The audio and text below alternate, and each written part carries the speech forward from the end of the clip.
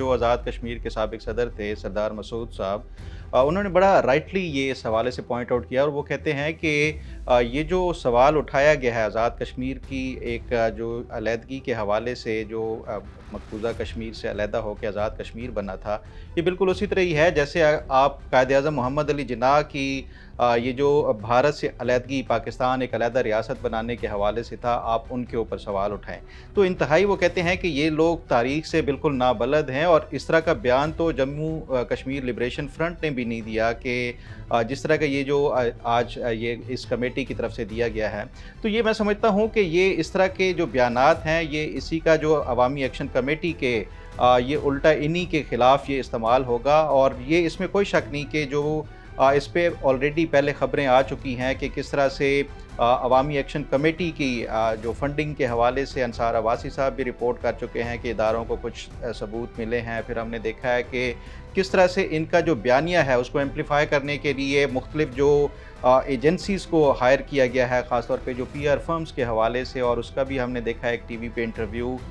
जो जिस एजेंसी के हेड को हायर किया गया था। तो ये इसमें मैं समझता हूँ कि ये जो मामलात हैं ये इंतहाई गंभीर होते जा रहे हैं। इस पे दोनों जो फरीक हैं उसको मेरा ख़्याल है रिस्ट्रेन करने की ज़रूरत है और ये इस तरह का जो बयान है ये उल्टा जो अवामी एक्शन कमेटी का जो अपना कॉज़ है वो उसको नुकसान पहुँचाएगा। जहाँ तक बात है जो कश्मीर की सियासी सूरत हाल और जो इलेक्शंस के हवाले से, उस पे देखा जाए तो देखें इस टाइम जो हुकूमत है कश्मीर के अंदर वो पीपल्स पार्टी की है। इंतज़ामिया के हवाले से भी देखा जाए तो वहाँ पे मकामी जो पुलिस और उसके हवाले से है। तो ये धांधली के इंतज़ामात और ये इस तरह के जो अगर ये वो लगाए जा रहे हैं तो इसमें मेरा ख़्याल है कि पहला जो बुनियादी जो एक बनता है, फ़र्ज़ बनता है ये कश्मीर की जो हुकूमत है उनकी तरफ से कि ये इन इंतख़ाबात के ऊपर होने वाली जो धांधलियों के इल्ज़ामात हैं उसकी तहकीकात का ऐलान करें अगर वाक़ई जेन्युइनली कोई इसमें धांधली के हैं। क्योंकि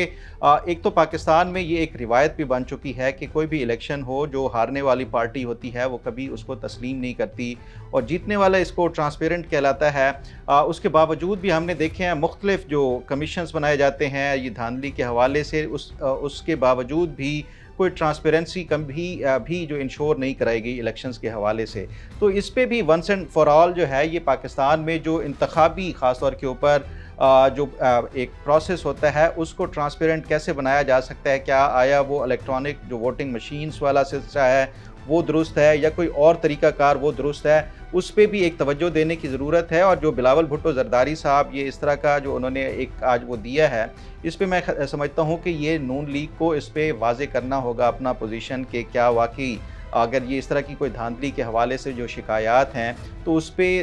एक तो क्योंकि ये अगर विफाक में देखा जाए तो अनाउंस जो है वो इत्तेहादी भी हैं, तो ये इनका अगर ये इस पे कोई एड्रेस नहीं किया जाता तो आगे फ्यूचर में यहाँ पे जो विफाक में इनके जो आपस में ख़ास तौर पे जो ताल्लुकात हैं वो बिगड़ना भी शुरू हो सकते हैं। तो इस पे मेरा ख्याल है कि इसको सीरियसली लेना पड़ेगा। 3 चीज़ें बड़ी अहम होती हैं जिससे वाज़ेह होता है कि ये इसके लिए चैलेंज और क्या ये हुकूमत की कोई ख़ात्मे का भी मूजिब बन सकता है या नहीं। उसमें सबसे पहले होता है पॉलिटिकल डिफरेंसेस और वो हम देख रहे हैं MQM की सूरत में या पीपल्स पार्टी जो एक अनअनाउंस सहारा दिए हुए इस हुकूमत को उसके साथ जो इख्तलाफात हैं। तो पहला जो एक एलिमेंट है वो हमें पूरा होता हुआ नज़र आ रहा है। दूसरा अगर देखा जाए तो उसमें मुआशी चैलेंजेस के हवाले से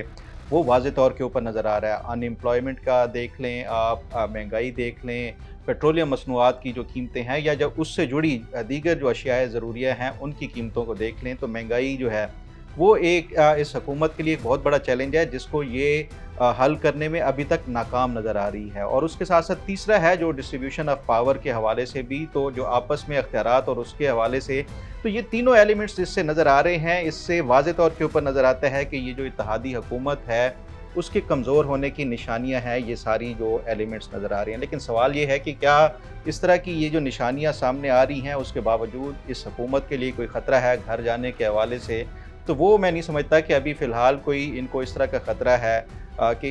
इन तमाम तर जो चैलेंजेस के बावजूद हुकूमत घर चली जाएगी।